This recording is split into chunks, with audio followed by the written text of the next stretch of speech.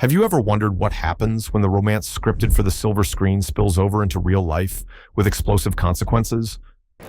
Behind the carefully crafted public images and studio-approved romances of Hollywood's golden age lay a tangled web of forbidden passions, bitter rivalries, and scandals that threatened to destroy not just careers, but lives. These weren't just affairs.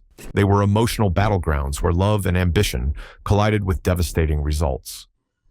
Join us as we pull back the velvet curtain on the most catastrophic love triangles that didn't just break hearts. They shattered Hollywood's very foundation and transformed the entertainment landscape forever.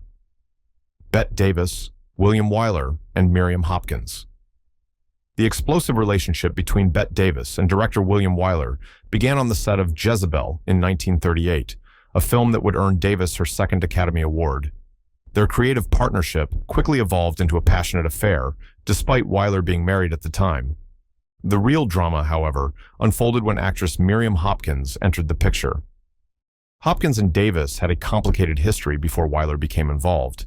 They had previously co-starred in The Old Maid, where their off-screen rivalry mirrored their on-screen competition.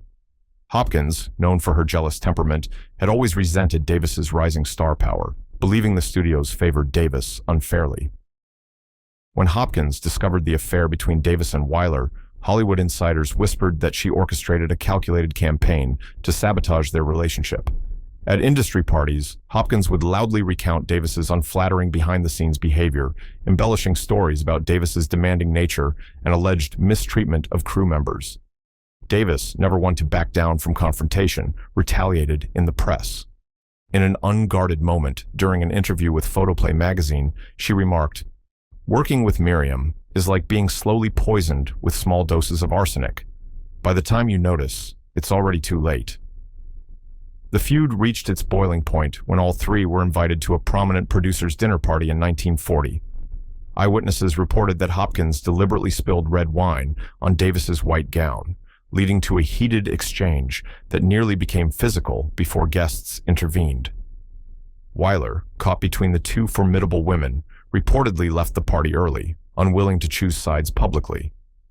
Studio executives, concerned about the negative publicity, attempted to reconcile the actresses by casting them together again in Old Acquaintance. The plan backfired spectacularly. On set, Davis allegedly redesigned Hopkins's lighting to cast unflattering shadows on her face. What made this triangle particularly explosive was not just the romantic entanglement, but the professional consequences. Davis later admitted in her autobiography that Wyler had been the love of my life, but their relationship collapsed under the weight of Hopkins's interference and Hollywood's unforgiving spotlight. Film historian Barbara Leeming noted, "The Davis-Hopkins-Wyler triangle wasn't just a private matter. It influenced the kinds of roles both actresses selected, the directors they worked with, and ultimately shaped the trajectory of American cinema in the 1940s. Errol Flynn, Olivia de Havilland, and Lily DeMita. Few on-screen partnerships captured the imagination of audiences like that of Errol Flynn and Olivia de Havilland. Across 8 films, including the swashbuckling adventure Captain Blood and the romantic epic They Died with Their Boots On, their chemistry was undeniable, sparking persistent rumors of an off-screen romance. The reality was far more complicated. Flynn, Hollywood's quintessential bad boy, had married French actress Lily DeMita in 1935, just as his star was rising. The marriage was tumultuous from the start, with DeMita's fiery temperament clashing with Flynn's wandering eye and reckless lifestyle. When Flynn began working with the young, refined de Havilland, something changed in him. Friends of Flynn noted that he seemed genuinely transformed in her presence, trading his notorious carousing for long, intellectual conversations. De Havilland, for her part, was drawn to Flynn's charismatic energy, but wary of his reputation. "There was something between us that never made it to the bedroom," de Havilland confessed decades later to a film biographer. "It was a connection of souls that was perhaps more powerful precisely because it remained unfulfilled." DeMita, sensing the emotional affair developing between her husband and de Havilland, launched a campaign of public humiliation. At the premiere of The Adventures of Robin Hood, DeMita reportedly arrived uninvited and created a scene, loudly questioning her husband's whereabouts when he was scheduled to take photographs with de Havilland. The tension escalated when Demita began calling gossip columnists, including the powerful Hedda Hopper, feeding them stories about de Havilland's alleged pursuit of married men. De Havilland, raised with strict Victorian values and protective of her reputation, was devastated. The triangle reached its breaking point during the filming of Santa Fe Trail. Flynn, torn between his marriage and his feelings for de Havilland, began drinking heavily on set. During one particularly tense scene, he allegedly whispered to de Havilland, "I've made a mess of everything, haven't I?" To which she reportedly replied, "We both have." When they did work together on their final film, they died with their boots on. Observers noted a palpable sense of resignation between them. Demita and Flynn finally divorced in 1942, but by then, the moment for Flynn and de Havilland had passed. Flynn spiraled further into alcoholism and legal troubles, while de Havilland focused on establishing herself as a serious, dramatic actress. Years later, when Flynn died at just 50 in 1959, de Havilland was filming in Paris. Upon hearing the news, she reportedly locked herself in her hotel room for a full day. When she emerged, she refused to discuss Flynn, a silence she would maintain until late in her life when she finally acknowledged, "What we had was a love that never found its proper time." Gary Cooper, Patricia Neal, and Rocky Cooper. When Patricia Neal arrived in Hollywood in 1949, fresh from Broadway success, she was unprepared for the emotional tempest that awaited her. Cast opposite Gary Cooper in The Fountainhead, the 23-year-old actress found herself irresistibly drawn to her 48-year-old married co-star. Cooper, married to New York socialite Veronica Rocky, Cooper, since 1933, was Hollywood royalty. Yet something about the intelligent, vibrant Neal broke through his reserved exterior, igniting a passion that would scandalize Hollywood. Their affair began discreetly but intensified rapidly. Cooper, torn between his marriage and his new love, began spending less time at home, explaining his absences as work commitments. Rocky, however, was no naive housewife. Well connected in Hollywood social circles, she soon heard whispers about her husband's infidelity. Rather than confronting Cooper privately, Rocky chose a more devastating approach. At a high-profile Hollywood fundraiser in 1950, with the industry's elite in attendance, Rocky approached Neal at the bar. Eyewitnesses reported that she said, loud enough for nearby guests to hear, "I've known about you and Coop for some time. If you want him, you can have him, along with his bills, his daughters, and his ulcers." The affair continued despite the public humiliation, but Rocky wasn't finished. She mobilized powerful friends, including gossip columnists Luella Parsons and Hedda Hopper, who began publishing increasingly vicious articles about Neal, painting her as a homewrecker. Suddenly, Neal found herself being disinvited from industry events and overlooked for prime roles. Director Howard Hawks, who had planned to cast Neal in his next project, later admitted, "The studios were afraid of her. No one wanted to touch the woman who tried to steal Gary Cooper." Neal later reflected in her autobiography, "I was young and didn't understand the power of a wife in Hollywood. Rocky didn't just fight for her husband. She fought for her position, her social standing, her entire identity." The triangle became even more complex when Rocky's close friend, actress Joan Crawford, entered the fray. Crawford, always loyal to her friends, allegedly called Neal's agent and threatened to use her influence to blacklist Neal if the affair didn't end. The pressure became unbearable when Neal discovered she was pregnant with Cooper's child. Faced with career destruction and Cooper's ultimate unwillingness to leave his family, Neal made the heartbreaking decision to terminate the pregnancy. Cooper eventually returned to his marriage, begging Rocky's forgiveness in what Hollywood insiders described as a choreographed public reconciliation. The couple appeared together at the 1953 Academy Awards, presenting a united front while Neal watched from home, her invitation mysteriously lost in the mail. The aftermath was brutal for Neal. Her career stalled, and she eventually left Hollywood for England, where she rebuilt her life and career away from the shadow of the scandal. Cooper and Rocky remained married until his death in 1961, though friends reported their relationship was never the same. Ava Gardner, Frank Sinatra, and Mia Farrow. The whirlwind romance between Frank Sinatra and Ava Gardner in the early 1950s captivated America. Their passionate, volatile relationship, culminating in marriage in 1951 after Sinatra left his wife Nancy, was tabloid fodder for years. Even after their 1957 divorce, their connection remained profound, with Sinatra reportedly calling Gardner the love of his life, and Gardner keeping his photograph by her bedside until her death.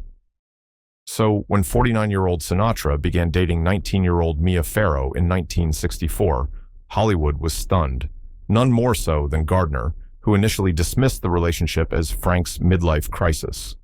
When it became clear the relationship was serious, Gardner's reaction was anything but composed. At a private dinner party hosted by director Joseph L. Mankiewicz, Gardner, several martinis in, allegedly confronted Sinatra about Farrow. "What does she have that I don't have, besides 30 less years?" she reportedly asked, loud enough for other guests to hear. Sinatra, uncharacteristically silent, simply left the room. The public humiliation continued when Gardner gave an unguarded interview to a British tabloid saying, "I always knew Frank liked them young, but I didn't think he'd become a nursery school teacher." Farrow, despite her youth, refused to be cast as the naive victim. At the premiere of Rosemary's Baby, when a reporter asked how it felt to follow in Gardner's footsteps, Farrow coolly replied, "I don't follow in anyone's footsteps. I make my own path." The feud intensified when Gardner began appearing at Sinatra's performances, deliberately sitting where he could see her. According to Sinatra's valet, George Jacobs, Ava knew exactly what she was doing. She'd wear something low-cut, make sure Frank spotted her, then leave before the show ended. It drove him crazy, and it drove Miss Farrow even crazier. Farrow and Sinatra married in 1966, but the relationship was strained from the start, partly due to Gardner's lingering presence in Sinatra's life. When Sinatra demanded that Farrow abandon her role in Rosemary's Baby to appear in his film The Detective, she refused, choosing her career over his ultimatum. Sinatra responded by having divorce papers delivered to her on the set. The aftermath was particularly difficult for Farrow, who found herself ostracized by Sinatra's powerful friends. Dean Martin and Sammy Davis Jr., loyal to both Sinatra and Gardner, noticeably cooled toward Farrow. At an industry event in 1969, Davis allegedly turned his back when Farrow approached his table. Years later, Gardner grudgingly acknowledged her talent, telling a friend, "Maybe there was more to the little girl than I thought." By then, however, the damage had been done, leaving all three forever linked in one of Hollywood's most painful triangles: Humphrey Bogart, Lauren Bacall, and Mayo Method. Before Lauren Bacall became an overnight sensation at 19, starring opposite Humphrey Bogart in 1944's To Have and Have Not, Bogart was trapped in a volatile marriage to actress Mayo Method. Their relationship was so turbulent that Hollywood nicknamed them the Battling Bogarts, with their alcohol-fueled arguments frequently spilling into public view. Method, once a respected Broadway and film actress, had seen her career decline while Bogart's star rose. Her increasing alcoholism and paranoia, she was known to accuse Bogart of affairs, sometimes at knife point, had created an unbearable home situation. Yet Bogart, adhering to a personal code of loyalty, refused to leave her. When Bacall arrived on set for her first major film role, the chemistry between her and Bogart was immediate and electric. Word of the on-set attraction quickly reached Method, who began appearing unexpectedly during filming, creating scenes that halted production. On one occasion, she allegedly confronted Bacall in the studio commissary, loudly asking, "So you're the little whore who's trying to steal my husband?" Bacall, maintaining her composure, simply walked away. The situation deteriorated when Method began calling gossip columnists, offering damaging stories about Bacall in exchange for favorable coverage. Luella Parsons, initially sympathetic to Method, published a column questioning Bacall's acting abilities and suggesting she was using feminine wiles to advance her career. Bogart, torn between his marriage vows and his growing feelings for Bacall, attempted to end the relationship after filming Wrapped. In a letter to Bacall that later surfaced in a biographer's research, he wrote, "What I feel for you frightens me, but I have responsibilities I cannot abandon, no matter how much I might want to." Reached a breaking point during a Warner Brothers function where all three were present. Method, heavily intoxicated, created a scene by throwing a drink in Bacall's face and shouting, "He'll never leave me for a child." Studio security escorted her out, but the damage was done. Faced with losing both his new love and his professional standing, Bogart finally filed for divorce in February 1945. Methot, already struggling with alcoholism, spiraled further. She gave a disastrous interview to Picture World magazine where she called Bacall a homewrecker in training bras and predicted the relationship wouldn't last a year. Bogart and Bacall married in May 1945, beginning what would become one of Hollywood's most celebrated marriages. Methot, meanwhile, retreated from public life, returning to her hometown of Portland, Oregon. She died in 1951 from complications related to alcoholism, having never professionally acted again after the divorce. The tragedy of the triangle wasn't lost on Bacall, who wrote in her autobiography, "I never wanted to be the reason for anyone's destruction. Mayo was a talented woman defeated by her own demons, and I sometimes wonder if things might have been different had Bogey and I never met." Vivien Leigh, Laurence Olivier, and Joan Fontaine. The incandescent love affair between Vivien Leigh and Laurence Olivier began in 1936, while both were married to others, Leigh to barrister Herbert Lee Holman and Olivier to actress Jill Esmond. Their passion, described by contemporaries as all-consuming, led them to abandon their respective marriages and embark on a relationship that would define them both personally and professionally. By the time they married in 1940, they were hailed as theater royalty, their union seemingly blessed by both critical acclaim and public adoration. Leigh's increasing mental instability, later diagnosed as bipolar disorder, created unpredictable swings between euphoria and devastating depression. Olivier, struggling to support her while managing his own career, found himself increasingly drawn to stable, nurturing friendships. Fontaine, fresh from her Oscar win for Suspicion and having recently divorced her first husband, developed a close friendship with Olivier during the filming of Rebecca. Their relationship was initially intellectual and professional, with Fontaine seeking Olivier's guidance on Shakespeare and classical theater. Leigh, however, saw something more threatening. At a dinner party hosted by director Alfred Hitchcock in 1943, Leigh reportedly confronted Fontaine, accusing her of hovering like a vulture, waiting for my marriage to fail. Fontaine, stunned by the outburst, later told her sister, Olivia de Havilland, that Leigh seemed possessed by a jealousy that had no basis in reality. The situation deteriorated when Leigh, during an episode of Mania, showed up uninvited to a rehearsal where Olivier and Fontaine were working. According to stage manager Richard Stern, she accused them of having an affair, throwing a script at Fontaine before being gently escorted out by Olivier. Fontaine, unwilling to be cast as the villain, fought back through carefully placed comments to the press. When asked about working with Olivier, she praised his professionalism while noting, "It must be difficult for him, balancing his extraordinary talent with personal challenges at home." The comment, seemingly sympathetic, was a barbed reminder of Leigh's increasing instability. The feud became public knowledge when Leigh, attending a theatrical awards ceremony where both Olivier and Fontaine were present, refused to applaud when Fontaine won a prestigious theater award.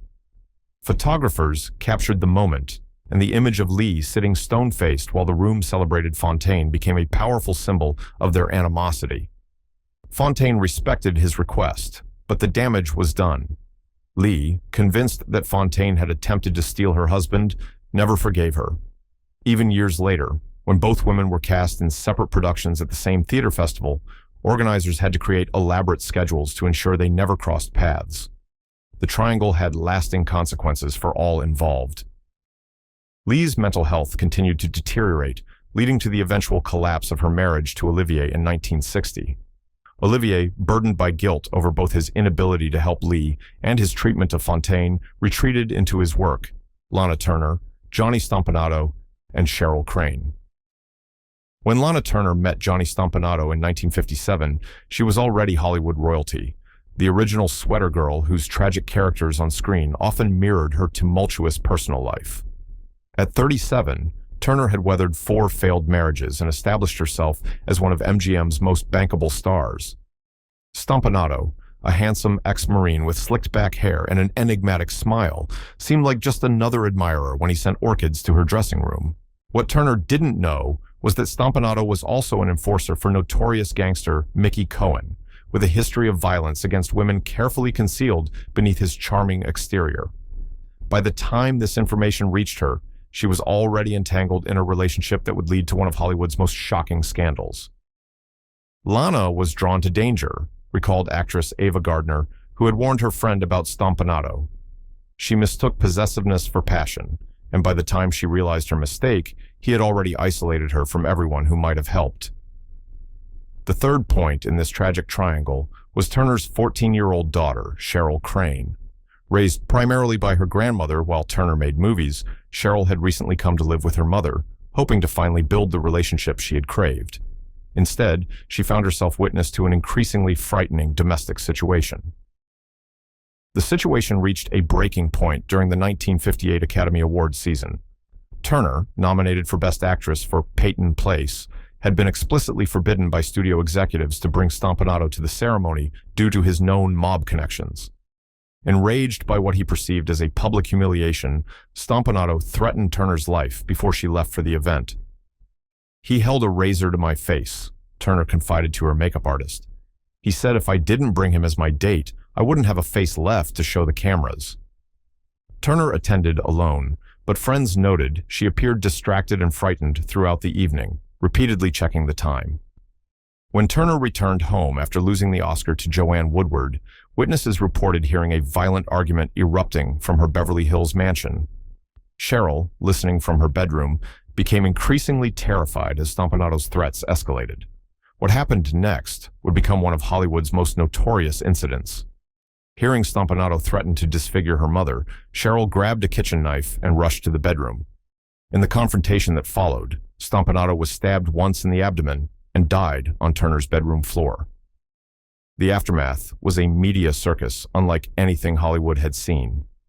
Turner, who had built her career on playing femme fatales, now found herself cast in a real-life noir drama. Rumors swirled that she had actually killed Stompanato herself and allowed her daughter to take the blame. At the coroner's inquest, Turner delivered what many considered the performance of her lifetime, testifying through tears about Stompanato's abuse, while hundreds of reporters documented every word. The jury ruled the death a justifiable homicide, and Cheryl was made a ward of the court rather than facing criminal charges.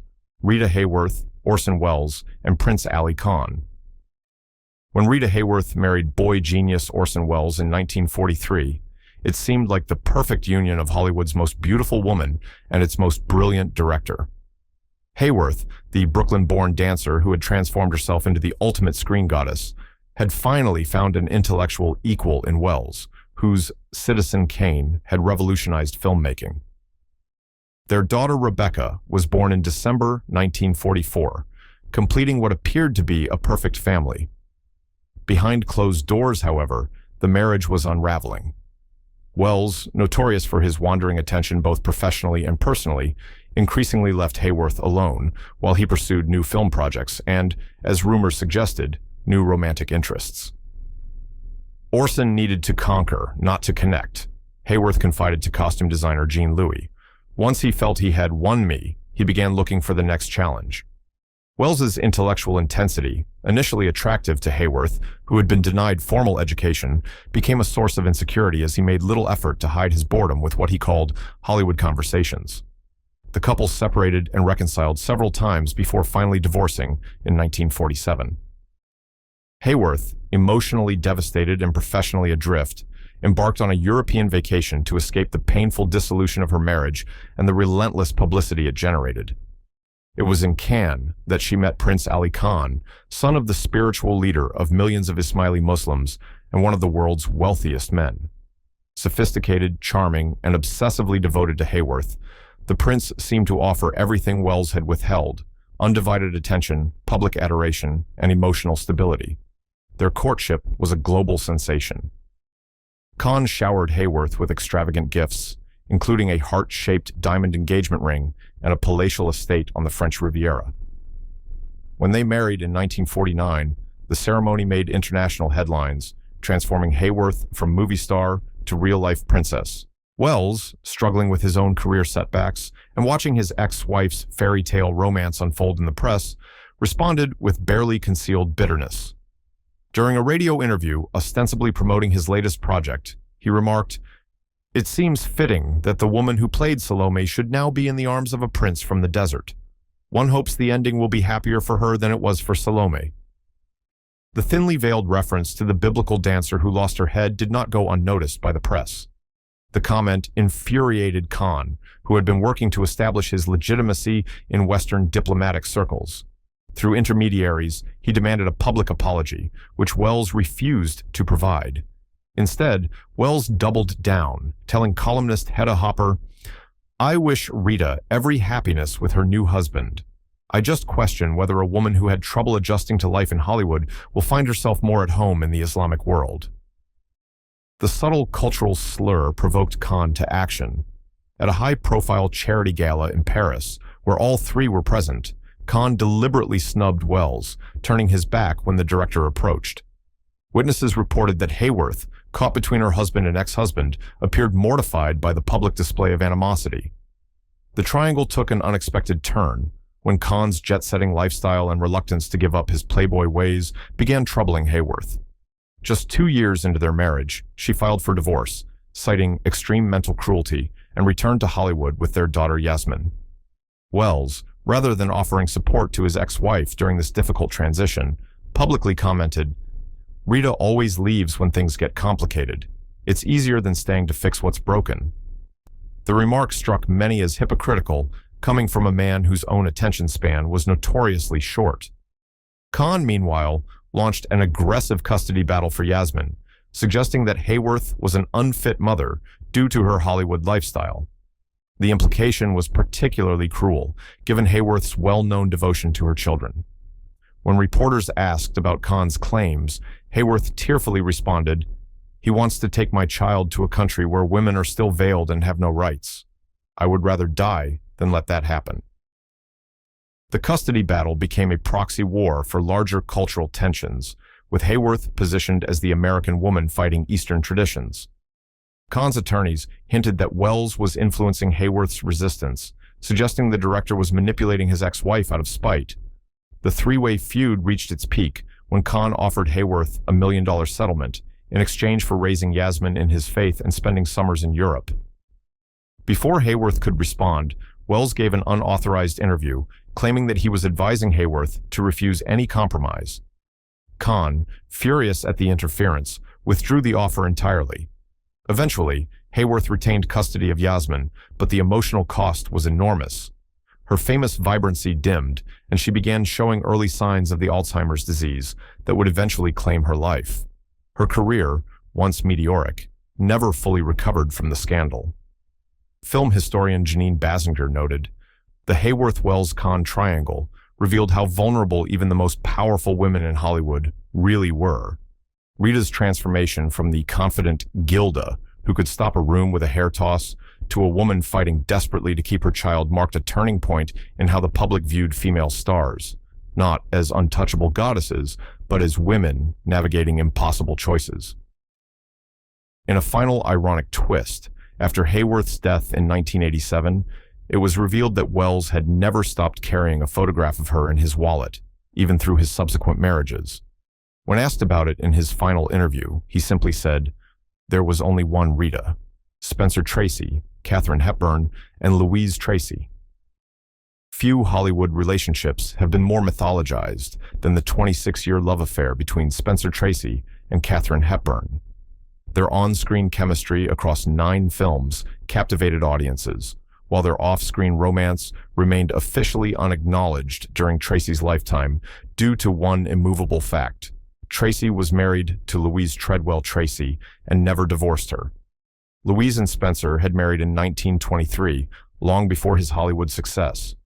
Their son John was born deaf in 1924, a circumstance that profoundly affected the family. Louise dedicated herself to creating educational opportunities for deaf children, eventually founding the John Tracy Clinic, which became a pioneering institution in deaf education. When Tracy met Hepburn on the set of Woman of the Year in 1942, he was already an established star with a troubled marriage, but a firm commitment to remaining officially wed to Louise. His Catholic faith prohibited divorce, but those close to him suggested his devotion to his son's welfare was an equally powerful motivation. Spencer carried crushing guilt about John's deafness, revealed a longtime MGM makeup artist. He irrationally blamed himself, believing it was some sort of divine punishment for his own shortcomings. Leaving Louise would have been, in his mind, the final unforgivable abandonment. Hepburn, fiercely independent and unused to compromise, nevertheless accepted the unusual arrangement. Their relationship was an open secret in Hollywood, with studio executives, colleagues, and journalists maintaining a code of silence that would be unimaginable in today's media environment. Louise, however, was not the passive, unaware wife often portrayed in simplified accounts. According to family friend Garson Kanin, Louise knew exactly what was happening. She chose to focus on her work with deaf children while maintaining the dignity of her position as Spencer's legal wife. It wasn't acceptance, it was endurance. The triangle's most explosive moment came in 1945 when Photoplay magazine nearly published an expose on the relationship. Louise, learning of the impending article, made a rare intervention. She contacted Louis B. Mayer directly, reportedly telling the powerful studio head, "If this story runs, I will give an exclusive interview about Spencer's drinking and behavior toward his family. Is that what MGM wants for its leading man?" The article was killed immediately, but the incident created lasting tension. Tracy, humiliated by his wife's necessary intervention, increased his drinking. Hepburn, realizing how quickly her carefully constructed world could collapse, became even more protective of their privacy. The situation deteriorated further when Tracy and Hepburn filmed State of the Union, playing a married couple navigating political ambitions and infidelity. The parallels to their real situation were uncomfortably obvious, particularly in scenes where Tracy's character must choose between his wife and his lover.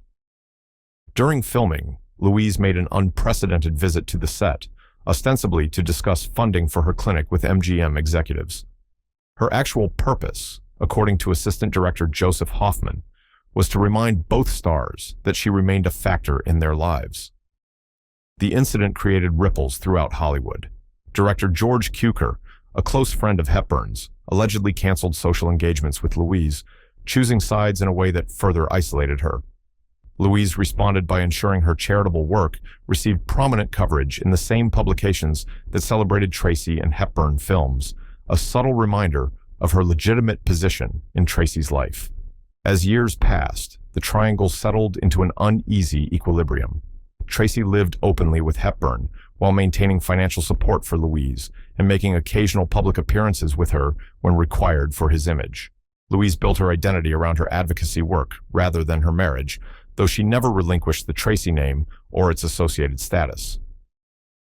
The most revealing moment came after Tracy's death in 1967.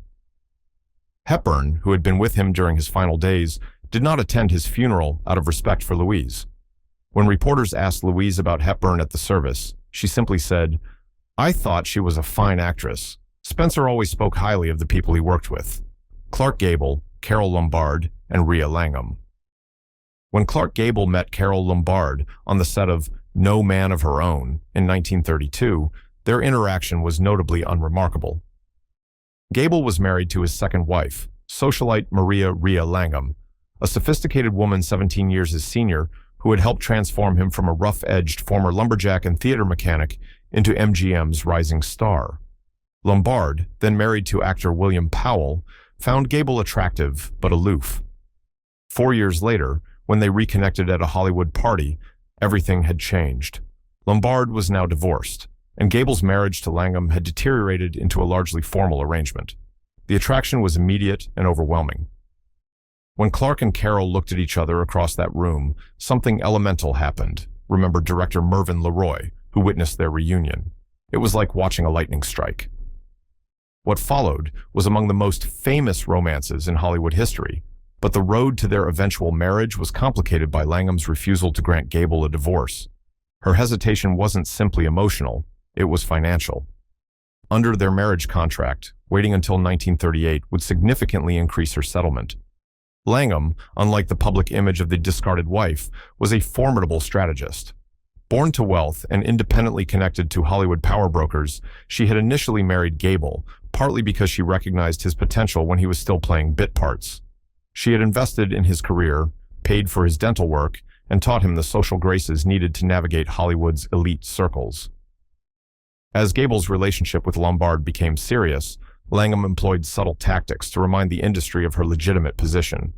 She continued attending important industry functions, maintained relationships with studio executives' wives, and strategically mentioned "my husband Clark" in conversations with gossip columnists.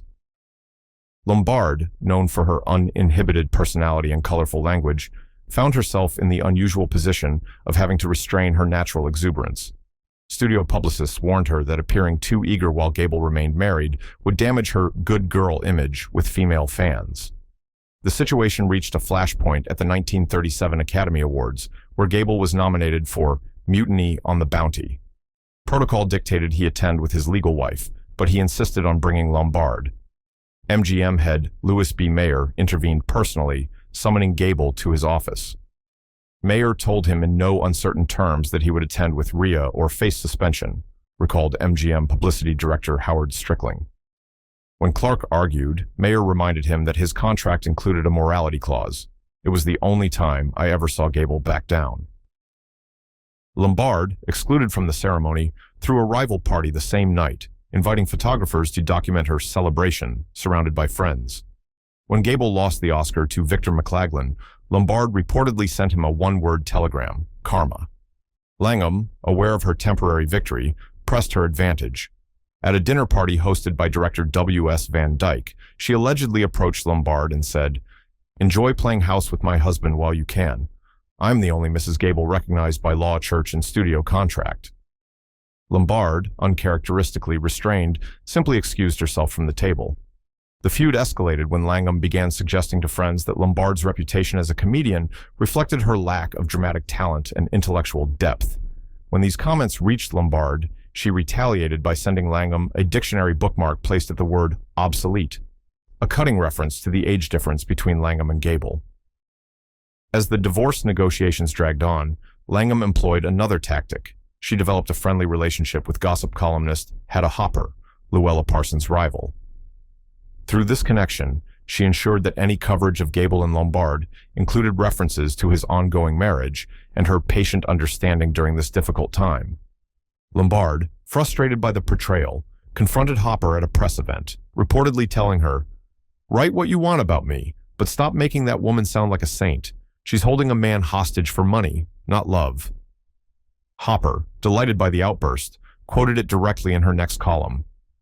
When Langham finally granted the divorce in March 1939, she received a settlement of $286,000, an enormous sum that reflected both Gable's stardom and his desperation to marry Lombard.